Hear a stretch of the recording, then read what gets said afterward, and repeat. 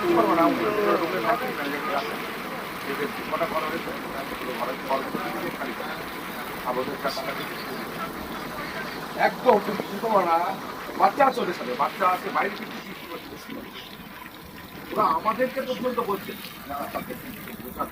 মাল যে ছিল ট্যাবলেটে ওইটা বলে মাল কিনে মাল চলে গেলে পা চেপে ধরছে মাল কিনে ওই ট্যাবলেটে ম্যাডাম আসতে লাগছে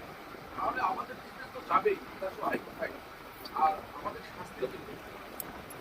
এগুলো আমার কিছু করার নেই আমি কি করে পাহাড়ের জেনে না তাহলে ব্যবহার করে বিশেষ করে ওরা আমাদের কাছে দোকানে যাও ওদেরকে বের করেই ছাড়লো আমাদের রিসেপশনে ছিলাম আমাদের